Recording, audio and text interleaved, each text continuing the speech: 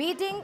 The retreat का ये महत्वपूर्ण लम्हा इन तस्वीरों के जरिए। कैप्टन साहब जी, पूर्णिमा जी, ये बीटिंग द रेटिंग एक महत्वपूर्ण तो है ही है, साथ में इसमें जो हमारे जो सैनिक आते हैं यहाँ 26 जनवरी के लिए इतनी मेहनत करते हैं, परेड की तैयारियाँ करते हैं, क्योंकि अपनी रेजिमेंट से दूर काफ़ी दूर आते हैं, दूसरी जगह पे आते हैं, उतनी फैसिलिटियाँ भले ही ना हो पाती हों कि एक अपनी परमानेंट जगह एक टेम्परेरी पे अंतर होता है, फिर भी वो कहीं से कहीं उन्हें कोई कमी महसूस नहीं होती है, अपने काम में वो निपुण रहते हैं। तो जब वो वापस जाते हैं तो उनको ससम्मान उनकी बैरकों में वापस भेजा जाए, इसीलिए इस परेड का 29 जो जनवरी की परेड रखी गई, इसका महत्व और ज़्यादा बढ़ जाता है कि जो सैनिक आए, जो हमारे बैंड मास्टर हैं, हमारे बैंड जो आर्मी के हैं, एयरफोर्स, नेवी, तीनों सेनाओं के आते हैं, अर्धसैनिक बलों के भी आते हैं, तो इनको सबको ससम्मान रिटर्न उनकी बैरकों में भेजा जाए। उनको भी लगा कि हमें इतना प्रोग्राम करने के बाद, इतनी मेहनत करने के बाद हमें जो सम्मान दिया है तो वो भी याद रखते हैं। तो ये बहुत महत्व रखता है कि ये 26 जनवरी को जो प्रोग्राम रखा जाता है ये सैनिकों के सम्मान में। इसमें सभी राष्ट्रपति, प्रधानमंत्री, उपराष्ट्रपति, हमारे और भी जो तीनों सेना के अध्यक्ष सभी आते हैं और सब ससम्मान उनको एक तरह से अपने दिल से उनको थैंक यू बोलते हैं, बधाई देते हैं। तो ये सब चीज़ें लेके जब वो सैनिक अपनी यूनिट में वापस लौटता है तो बड़े हर साल उल्लास के साथ भरा हुआ होता है। तो इसमें कहीं कोई शक नहीं है, ये सैनिकों के सम्मान में ये मैं तो यही कहूँगा कि 29 जनवरी का जो प्रोग्राम है वो सैनिकों के सम्मान में होता है। जी बिल्कुल, सैनिकों के सम्मान में। और ये देखिए तस्वीरें अपने आप में ये अद्भुत तस्वीरें हैं जो इस वक्त विजय चौक से आपको नजर आ रही हैं, अलग अलग फॉर्मेशन और साथ ही धुन के साथ। और जब जब ये धुन हो तो इनकी ध्वनि को साथ में हर किसी को सुनाया जाए, ये भी ध्यान रखते हुए। JS सोडी साहब, अभी कौन सी धुन इस वक्त सुनाई जा रही है बीटिंग द रिट्रीट सेरेमनी के दौरान, और अभी क्या चल रहा है? पूनम जी, अभी नेवी के बैंड ने अपनी धुन बजानी शुरू की है और ये हम देख रहे हैं कि जो बीटिंग रिट्रीट सेरेमनी है ये किस तरह से तीनों सर्विसेज के बीच में दोबारा ज्वाइंटमैनशिप दिखाती है। थल सेना, वायुसेना, नौसेना, क्योंकि तीनों सेनाओं की अपने अपने बैंड आते हैं और इतने परफेक्ट यूनिजन के साथ, डिसिप्लिन के साथ, कदम से कदम मिला के तीनों सर्विसेज के बैंड यहाँ पे अपने बैंड का डिस्प्ले करते हैं। ये एक बार फिर दिखाता है कि जो हम दशकों से कहते हैं jointness in the three services, ये हर स्फीयर में होता है, चाहे लड़ाई का मैदान हो तो चाहे बैंड इकट्ठे बजाना हो। और तीनों सेनाओं की जो ड्रिल की प्रक्रिया होती है वो अलग होती है, लेकिन यहाँ पे तीनों कदम से कदम मिलाते हैं, मूवमेंट से मूवमेंट उनका मैच करता है। तो दर्शक समझ सकते हैं कि कितना ट्रेनिंग जाती है, कितना डिसिप्लिन होता है इन सैनिकों में कि तीनों सर्विसेज के बैंड इतना अच्छा प्रदर्शन देते हैं, जिससे कि जो भी वहां दर्शक बैठे हैं या जो हमारी तरह टीवी पे देख रहे हैं, ये जिंदगी भर के लिए हमारे लिए एक बहुत बड़ी यादगार रह जाती है। एक बार फिर से जरा थोड़ी देर इन तस्वीरों की तरफ रुकते हैं, धुन को सुनते हुए और यहां पर मौजूद लोगों के जज्बे को भी सलाम करते हुए।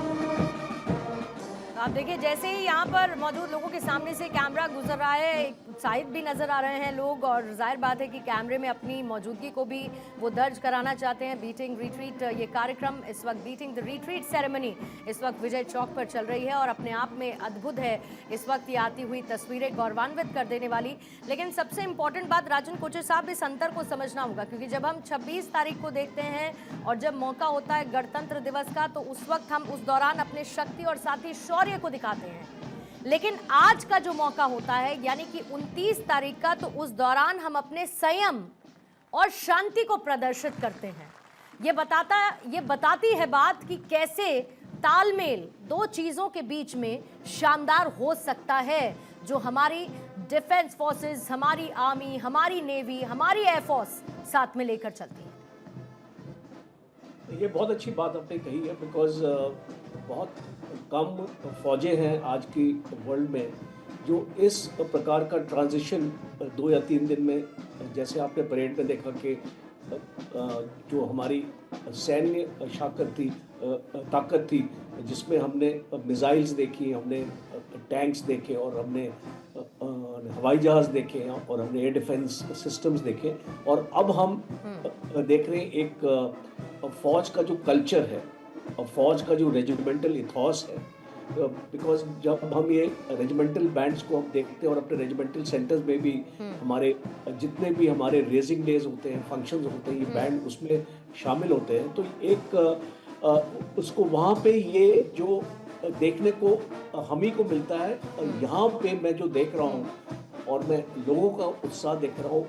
और उत्साह के साथ साथ कोचर साहब, जो सामने इस वक्त हम देख रहे हैं वो मार्च इन देख रहे हैं, कैसे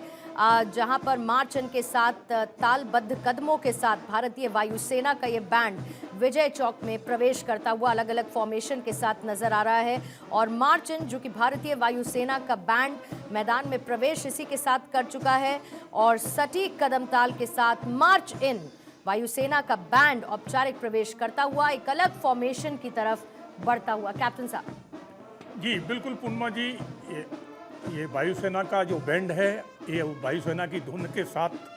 मार्च कर रहा है। और सबसे सर, गगनयान की फॉर्मेशन इस वक्त है और ये भारत ने जो स्पेस में क्रांति करके दिखाई है, ये बढ़ते हुए उभरते हुए भारत और आसमान में छलांग, स्पेस में छलांग लगाने वाली एक तस्वीर को दिखा रही है। बहुत बड़ी बात है, बहुत बड़ी बात है, भारत के लिए बहुत बड़ी गौरव की बात है। ये जो गगनयान को यहाँ दिखाएंगे, यही तो एक भारत की एक पहचान है, यही तो भारत की एक भव्यता है कि भारत जो कर रहा है वो सबको दिखा रहा है कि देखिए हम ये यहाँ तक पहुँच चुके हैं, ये कर रहे हैं और आगे क्या करने वाले। तो 26 जनवरी की जो परेड होती है, इससे एक बहुत बड़ा संदेश जाता है कि हमारी सेना की क्या तैयारियाँ, हमारी सेना कितनी एडवांस हो चुकी है, हमारी सेना कितने इक्विपमेंट, कितने बेहतरीन हथियार हमारे पास, रॉकेट लॉन्चर, हमारे पास मिसाइल, क्या क्या है जो वो जब सेना जब उनको प्रदर्शित करती है तो एक लोगों में एक संदेश जाता है हमारे देश। क्योंकि गगनयान भारत का मानव अंतरिक्ष मिशन रहा है, कैसे भारत ने उसमें उपलब्धि हासिल की है और सुव्यवस्थित तरीके से सैन्य रचना, जहां पर अनुशासन और तकनीक के सहारे भारत की आकाश यात्रा का प्रतीक आपको नजर आया है। ये शानदार फॉर्मेशन इस वक्त आपको विजय चौक से नजर आ रही है। और देखिए अब MiG-21, ये तो बहुत जरूरी, राजन कोचर साहब, MiG-21, और भारत ने MiG-21 के साथ साथ और अपनी न सिर्फ डिफेंस ताकत को बढ़ाते हुए उन तमाम लोगों को संदेश दिया जो भारत की तरफ आंखें उठाकर देखने की कोशिश भी करते हैं। ये MiG-21 सबसे एक ऐसा एयरक्राफ्ट था जिसको भारत में जिसने हर एक लड़ाई जो हम लड़े हैं 1962, 1971, 65 और कारगिल और उसके बाद भी जब एक बार पाकिस्तानीज़ का आपके इंट्रूशन हुआ था और जब विंग कमांडर अभिनंदन ने जिस तरीके से MiG-21 से एक F-16 को मार गिराया था, तो इस तरीके का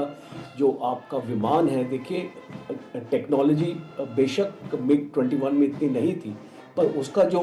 पायलट था, और इसलिए फौज में बोलते हैं दैट मुझे man साहब behind the machine थोड़ा is समय ज़रा लेना चाहूँगी, क्योंकि जो इस वक्त आपको देखिए टुकड़ियाँ नज़र आ रही हैं वो नुकीले नोज़ यानी कि पॉइंटेड नोज़ और साथ ही डेल्टा विंग जैसी लाइंस को बनाती हैं, रेखाओं को बनाती हैं, और इसके साथ ही जो फ्यूज़लाज और साथ ही साइड लाइंस होती हैं विंग्स, वो साफ तौर पर इसमें नज़र आते हैं। यानी कि आपका परफेक्ट सिंक्रोनाइजेशन इस दौरान देखने को मिलता है। और जब ये फॉर्मेशन बनाई जा रही है इस वक्त मिग 21 के लिए, तो वो विरासत को भी दिखाता है, वो अनुशासन को भी दिखाता है, और वो आकाशीय शक्ति को भी दिखाता है, और इन सबको एक साथ पिरोने का ये दृश्य इस वक्त विजय चौक से देखने को मिल रहा है। सोढ़ी साहब, आकाशीय शक्ति भी, विरासत भी और अनुशासन भी।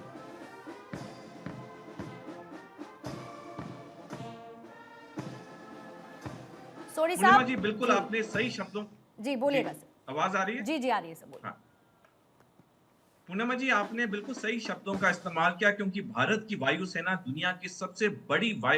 बढ़िया वायुसेना मानी जाती है, और कई जंगों में हमारी वायुसेना ने इतना अच्छा प्रदर्शन दिखाया कि हमारे दुश्मन भी चकाचौंध होकर रह गए, कि उन्हें भी कभी अनुमान नहीं था कि इतना बड़ा प्रहार आएगा आसमान से। तो जिस प्रकार से अब वायुसेना का बैंड यहाँ पे मिग 21 को दिखा रहा है, ये दिखाता है कि ये जो हवाई जहाज था, ये 60 साल से ज्यादा भारत की सेवा में था, और पिछले साल इसे डीकमीशन कर दिया गया है। लेकिन इससे एक और चीज साबित होती है पूरे दशकों को, मैं बताना चाहूंगा कि बेशक ये एयरक्राफ्ट डीकमीशन हो गया, लेकिन उसकी आज भी जो इज्जत है, जो उसकी जगह है भारतीय वायुसेना में, भारत में, वो आज भी हमें याद है, क्योंकि भारत की सेना, नौसेना, वायुसेना कभी अपने रिटायर्ड लोगों को, अपने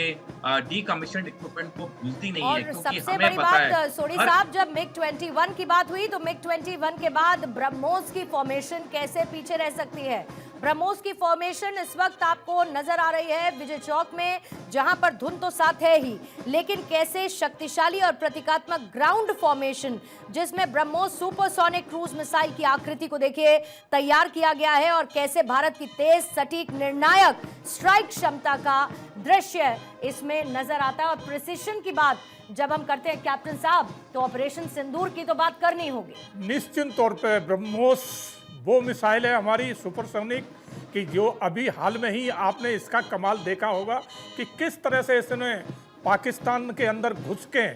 और जो तबाही पाकिस्तान में मचाई थी, तो पाकिस्तान उस तबाही से अभी तक नहीं उबर पाया है। अभी तक वो हिम्मत अब कभी नहीं जुटा पाएगा। उससे पहले लगता था कि शायद भारत वो पहले वाला भारत जो कहता है और कह के रह जाता है, मगर अब की बार जो ऑपरेशन सिंदूर के माध्यम जो भारत ने करके दिखाया, और हमारी मिसाइलों ने, खास करके ब्रह्मोस ने, S-400 ने जो तबाही आज जो कहर बरपाया पाकिस्तान में, वो काबिले तारीफ है। एहसास ही हो सकता है कि वहां पर बैठकर ये सब कैसे महसूस। और देखिए सिंदूर, ये सबसे इंपॉर्टेंट, सबसे महत्वपूर्ण, सबसे लेटेस्ट, यानी कि ये फॉर्मेशन बताती है कि कैसे जब आतंकवाद को फैलाते हुए पाकिस्तान ने भारत को छेड़ने की कोशिश की, तो ऑपरेशन सिंदूर को लॉन्च करते हुए पाकिस्तान को भारत ने वो जवाब दिया है जो आज भी जारी है। ऑपरेशन सिंदूर स्टिल कंटिन्यूज, और पाकिस्तान ऑपरेशन सिंदूर को कभी भूल नहीं सकता। सामने आपको ऑप सिंदूर, इन बैंड्स में आपको ऑप सिंदूर लिखा हुआ नजर आएगा, और ऑपरेशन सिंदूर की जब जब बात होगी, तो साथ ही पाकिस्तान याद करेगा कि उसने किसके साथ लोहा लेने की कोशिश की थी, और कितनी बुरी तरीके से भारत ने जवाब दिया, पाकिस्तान को हराया। और ऑपरेशन सिंदूर और सिंदूर की झलक कितनी इंपॉर्टेंट, राजन कोचर साहब, सिंदूर क्योंकि हमारी संस्कृति, महिलाओं का गहना, हमारे प्रिसिशन, हमारी ऑपरेशन सिंदूर की कार्रवाई और आतंकवाद के खिलाफ भारत के मुंहतोड़ जवाब, सबको साथ लेकर चलने वाली ये फॉर्मेशन विजय चौक से दिखी। पूर्णिमा जी, ये फॉर्मेशन जो है एक